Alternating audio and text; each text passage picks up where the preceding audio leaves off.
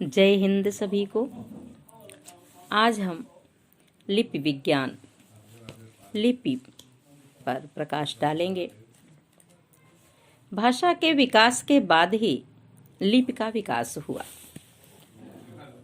शुरू में मानव को आज जैसी सुविधाएं प्राप्त नहीं थीं, फिर भी उसे जैसे जैसे अपने भावों और विचारों को सुरक्षित रखने अथवा स्थिर रखने की आवश्यकता महसूस हुई, वह कुछ न कुछ आविष्कार करता रहा। बहुत कुछ क्षेत्रों में उसे सफलता भी मिली। लिपि ने उसके मुख से निकली हुई ध्वनियों को रूपायित ही नहीं किया, बल्कि विचारों की अभिव्यक्ति को स्थिरता प्रदान की और भावी संतति के लिए अपने मनोभावों को सुरक्षित रखने का प्रयास किया। इसे कहा जाए या एक परिभाषा में बांधा जाए तो लिपि लेखन पद्धति की वह व्यवस्था है जिसके द्वारा भाषा को स्थायित्व प्रदान किया जाता है तथा व्यक्तवाणी को सुदीर्घ काल तक सुरक्षित रखा जाता है। लिपि क्या है? लिपि लेखन पद्धति की वह व्यवस्था है जिसके द्वारा भाषा को स्थायित्व प्रदान किया जाता है तथा व्यक्तवाणी को सुदीर्घ काल तक सुरक्षित रखा जाता है। अब अगर हम भाषा और लिपि पर थोड़ी सी चर्चा करें तो भाषा और लिपि दोनों में अन्योन्याश्रित संबंध है। इसके बाद भी थोड़ा सा अंतर है। वह अंतर क्या है? भाषा ध्वनि प्रतीकों की व्यवस्था है, जबकि लिपि लिखित चिन्हों की संरचना। भाषा ध्वनि प्रतीकों की व्यवस्था है, जबकि लिपि लिखित चिन्हों की संरचना। भाषा काल और स्थान की दृष्टि से सीमाओं में आबद्ध रहती है, क्योंकि भाषा को तो तभी सुना जा सकता है जब कोई वक्ता हमारे सामने उसका उच्चारण करता है। इसे वहीं तक सुना जा सकता है जहां तक वक्ता की आवाज पहुंच सकती है, जबकि लिपि काल और स्थान की सीमाओं को तोड़कर व्यक्ति के लिखित विचारों और भावों को पर्याप्त समय तक सुरक्षित रखती है। भाषा विविध ध्वनियों की समष्टि होती है, जबकि लिपि उन ध्वनियों के चिन्हों, रेखाओं, चित्रों, प्रतीकों आदि से संपृक्त होती है।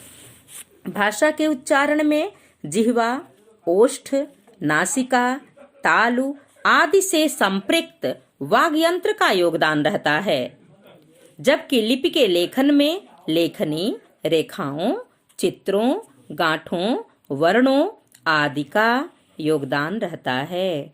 भाषा ध्वनियों के माध्यम से भावों एवं विचारों को अभिव्यक्त करती है, जबकि लिपि उन्हीं भावों एवं विचारों को ध्वनि चिन्हों, रेखाओं, चित्रों, वर्णों आदि के माध्यम से अभिव्यक्त करती है।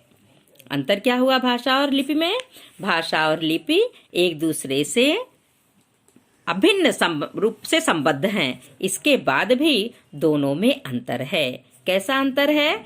भाषा और लिपि दोनों में ही ध्वनि संकेतों का व्यवहार होता है, दोनों ही विचार और भावों की अभिव्यक्ति के साधन हैं, दोनों ही ध्वनियों पर आश्रित हैं और मानव के विकास में अत्यंत उपयोगी हैं। इसके बाद भी दोनों में अंतर है। अंतर क्या क्या हुआ? भाषा ध्वनि प्रतीकों की व्यवस्था है, जबकि लिपि लिखित चिन्हों की संरचना। अगला, भाषा काल और स्थान की दृष्टि से सीमाओं में आबद्ध रहती है, क्योंकि भाषा को हम तभी सुन सकते हैं जब कोई वक्ता हमारे सामने उसका उच्चारण करता है। इसे हम वहीं तक सुन सकते हैं जहां तक वक्ता की आवाज पहुंच पाती है, जबकि लिपि काल और स्थान की सीमाओं को तोड़कर व्यक्ति के लिखित भावों एवं विचारों को पर्याप्त समय तक सुरक्षित रखती है। भाषा विविध ध्वनियों की समष्टि होती है, जबकि लिपि उन ध्वनियों के चिन्हों, रेखाओं, चित्रों, प्रतीकों आदि से संपृक्त होती है।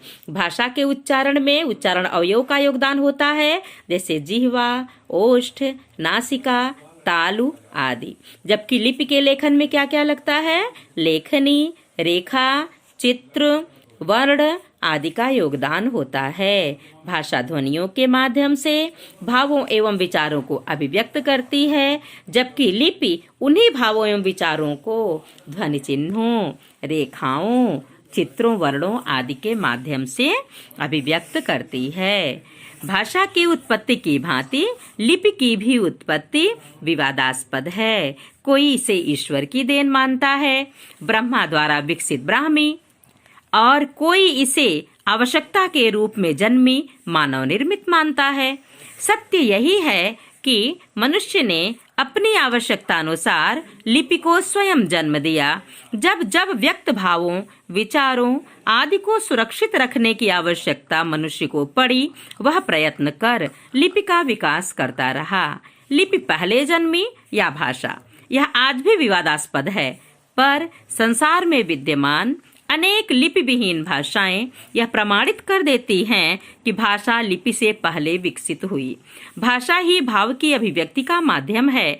यदि लिपि को भाषा के पूर्व जन्मा माने तो भी प्रारंभ में भले ही यह भावाभिव्यक्ति का माध्यम रही हो, परंतु कालांतर में यह भाषा से जुड़ गई। वर्तमान लिपियों की शुरुआत निश्चित ही चित्रात्मकता से हुई है। यदि लिपि भाषा की अनुवर्ती है तो भाव भाषा लिपि का विकास रूप हमारे सामने आता है।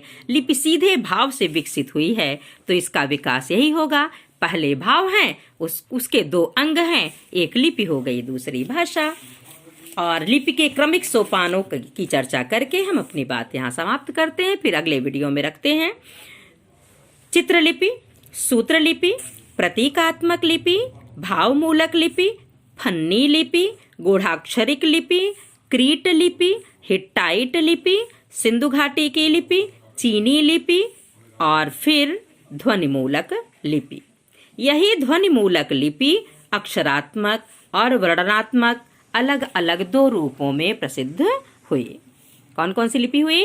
चित्रलिपि, सूत्रलिपि, प्रतीकात्मक लिपि, भावमूलक लिपि, फन्नी लिपि, गूढ़ाक्षरिक लिपि, क्रीट लिपि, हिट्टाइट लिपि, सिंधु घाटी की लिपि, चीनी लिपि, ध्वनिमूलक लिपि।